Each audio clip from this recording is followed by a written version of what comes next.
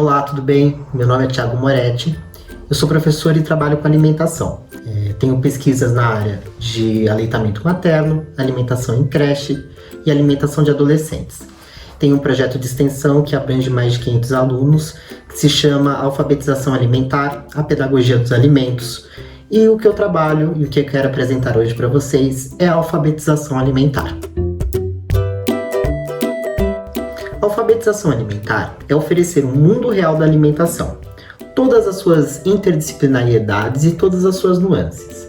Então você vai apresentar os alimentos, os ingredientes, os nutrientes, de onde aquele alimento veio, como aquilo é preparado, todas as suas possibilidades para formar uma pessoa que na liberdade faça escolhas saudáveis de maneira habitual.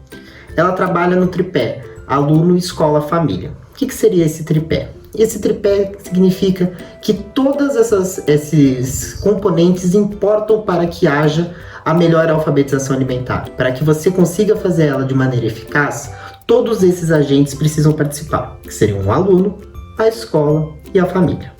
Qual seria a diferença entre alfabetização alimentar e educação alimentar? A educação alimentar, ela tenta corrigir erros da alimentação. Normalmente não é nenhuma educação alimentar, e sim uma reeducação alimentar. Já a alfabetização alimentar, ela tenta preparar esse aluno para que ele se alimente bem. Então ele corrige erros também, corrige, mas o foco é na preparação, dar possibilidades, dar ferramentas para que essa escolha aconteça da melhor maneira.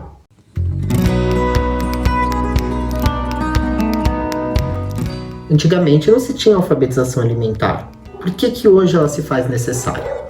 Por exemplo, se você pegarem as fotos de escola, sabe as fotos de turma? Pegarem uma foto da década de 50, depois olharem uma da década de 60, 70, 80 e assim por diante, vocês vão perceber o aumento do número de pessoas com sobrepeso e obesidade. Isso é decorrente do mundo que nós vivemos. Hoje, a maioria dos alimentos são ultraprocessados. Tem muitas famílias que a avó não cozinha, o pai e a mãe não cozinham. Essa criança também não vai conhecer os alimentos, ele não vai ver como eles são preparados, como é que é o formato dele antes de estar preparado. Então, hoje se faz muito necessário aprender sobre o alimento, sobre a comida, para preparar essa criança para se alimentar bem. Podemos ressaltar que hoje a segunda maior causa de morte no mundo é a má alimentação e que o Brasil é um país que tem mais de 50% da sua população ou com sobrepeso ou obesidade, mostrando a importância de se trabalhar isso. Tenho em mente que a alfabetização alimentar é uma metodologia, um processo, e que ela leva tempo para acontecer. Mas seguindo todas as suas etapas, apresentação, conversa sobre os alimentos, uma oferta de variedades diferentes, a alimentação da criança vai melhorar. Ela vai aumentar o leque de alimentos que está envolvido na sua alimentação. Como podemos aplicar a alfabetização alimentar nas nossas casas? Um dos primeiros pontos que a gente não pode criar disputas sobre o alimento. Criar discussões, brigas, barreiras, por exemplo, se você não comer, porque isso vai barrar aquele alimento, barrar a aprendizagem sobre aquele alimento. Uma coisa que acontece muito comumente é você colocar alimentos como heróis e alimentos como vilões. Por exemplo, você pega e fala, se você comer todo o seu brócolis, depois eu te levo para tomar um sorvete. Se você comer tudo, vai ter sobremesa. Então você vê que a sobremesa, o doce, é um prêmio. E você caracteriza isso desde criança. Prêmio é a sobremesa. O castigo é ter que comer aquele vegetal, para aí sim comer a sobremesa. Então isso não é recomendado. Não se pode eleger vilões e heróis dentro da alimentação, porque depois essa alimentação pode ficar distorcida. Sempre que você for trazer um alimento, apresente ele para a criança. Deixe a criança cheirar, segurar aquele alimento. E você pode falar das coisas boas que ele faz, o que ele ajuda, todos os pontos de positivo que você vê naquele alimento, a fim de estimular aquela criança a ter a curiosidade, ter o pertencimento, querer se envolver com aquilo. Então sempre tente apresentar os alimentos, seu formato, tato, cheiro, tudo isso para facilitar que a criança deguste aquilo, aprecie aquilo, experimente aquilo. Por exemplo, você tem uma berinjela. Quando você chegar do mercado, fala, ó filho, olha o que eu vou fazer hoje. Tem aqui a berinjela. Entrega para ele segurar. Vê que ela é lisa por fora, que a parte de cima tem alguns espinhos bem pequenininhos, tipo uma pelugem. Quando cortar ele, dá para ele sentir o cheiro, ver como é que ela é por dentro. Nisso você pode contar a história da sua avó, que sempre fazia para você, que era uma comida sua que era a favorita. Trazer elementos para mostrar quanto aquele alimento tem pontos positivos. E ele conhecer aquele alimento. Aquele alimento agora é conhecido, é uma berinjela, ela é roxa por fora, ela é clarinha por dentro. E esses pontos vão agregando para fazer com que a criança tenha mais facilidade para experimentar.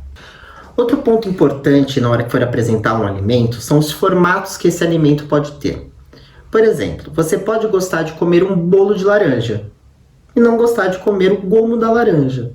Isso significa que você gosta ou não gosta de laranja. Então, quando você apresenta um alimento em diversos formatos, você facilita a criança a entender que existem formatos que ela possa gostar daquele alimento. Então, se você apresenta uma laranja em suco, um suco de laranja, ou o gomo da laranja, ou um bolo de laranja, isso vai fazer diferença e pode fazer com que a criança experimente e adicione aquele alimento dentro daqueles que ela gosta. E, por exemplo, ela não gosta do gomo, mas ela gosta do suco. Aí ela experimenta o bolo. Isso, ela gostar de vários formatos desse alimento, pode facilitar com que ela volte a experimentar o outro tipo de formato e passe a gostar dele. Outro problema que a gente encontra com muita frequência dentro da alfabetização alimentar é a quantidade de alimento. Tem muito pai, muita mãe que fica preocupado que o filho não come nada, só que ele leva para o médico fala que a criança está saudável, que a criança está bem.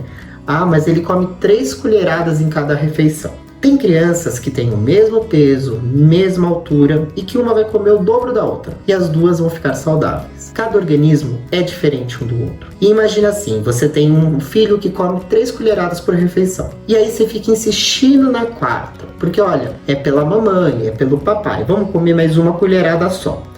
Você está forçando ele a comer além do que ele precisa. Então, por exemplo, imagine que você acabou de comer a refeição, que você está satisfeito. E aí alguém pega e coloca mais 1/3 do seu prato para você ter que comer tudo aquilo de novo. Será que ia te fazer bem? Será que você ia gostar? Isso é a mesma coisa com a criança, mesmo sendo numa quantidade menor. Então sempre fique atento se é uma questão de satisfação, que a criança realmente já está satisfeita, ou se ela está querendo sair para fazer alguma coisa, se ela está querendo fazer birra, mas o importante é não forçar essa alimentação a mais. Por isso é muito importante ter algumas regras na hora de comer. Quando for almoçar, jantar, fazer qualquer refeição, essa refeição deve ser feita à mesa, conversando, sem distrações. Não se pode levar tablet, brinquedo, ligar TV. A hora da refeição é para se focar no alimento, na conversa entre as pessoas que estão na mesa. Isso é muito importante para que se tenha uma alimentação boa no futuro. A criança ela pode querer correr para comer, para ir voltar a mexer no tablet. Ela pode querer engolir a comida somente para ir fazer outra coisa. Então também é importante que ela saiba que só vai fazer essa outra atividade assim que todos acabarem de comer. Então na hora da refeição, ela come o quanto ela quer, e a hora que ela se sentir satisfeita, ela espera os outros acabarem de comer, e aí sim, após todos acabarem, você pode ir para o tablet, ir para a TV, mexer no brinquedo, mas durante a refeição é sem distração. Isso também interfere para ela não querer sair rápido, engolir a comida, não prestar atenção no alimento. Quando ela tem tempo para comer aquilo, trabalhar aquilo, aí sim que ela vai dar atenção ao gosto, à textura, à mastigação, que é uma hora muito importante. Lembrando que os hábitos alimentares são formados na primeira infância. Então temos que tomar muito cuidado em formar esses hábitos da melhor forma possível. Outro ponto importante de se trabalhar à mesa são as perguntas. Estimular a criança a apreciar aquele alimento e dar informações sobre ele. Isso vai estimular com que ela tente diferenciá-los, tente traduzi-los em doce, salgado, azedo, amargo, que ela consiga trazer informações sobre aquele alimento. Então você está numa refeição e você pode perguntar: ah, mas você gostou desse purê de batata? Você não acha que ele está docinho no final? E essas perguntas vão estimulando a criança a degustar aquele alimento. Isso faz com que ela não coma rápido, não engula comida rápido, que nem foi falado nos itens anteriores. E faz com que ela comece a entender e apreciar esses alimentos. Então, alimentos mais complexos, com gostos que seriam mais difíceis para crianças, começam a ter uma aceitação mais fácil, uma assimilação maior. Outro ponto que é muito importante à mesa é que a criança se sirva. Claro, assim que ela já tiver possibilidades disso. Quando ela for pequena, você pode servir, mas sempre perguntando. Vou colocar o arroz aqui. Tá bom? Quer um pouco mais? Quer um pouco menos? Para que ela comece a entender o quanto que ela come, o quanto ela precisa comer. Claro, assim que ela tiver a possibilidade, ela mesma pegar e colocar a quantidade que ela quer comer disso, a quantidade que ela quer comer daquilo, para ela começar a ter responsabilidade sobre aquele alimento, sobre aquela alimentação. E para finalizar, só lembrando que para se ter uma boa alimentação é uma hora de comunhão, uma hora de conversa, para que a gente fale sobre o nosso dia e fale sobre a nossa alimentação. Muito obrigado, qualquer dúvida que vocês tenham, só entrar em contato comigo. Foi um prazer fazer esse vídeo.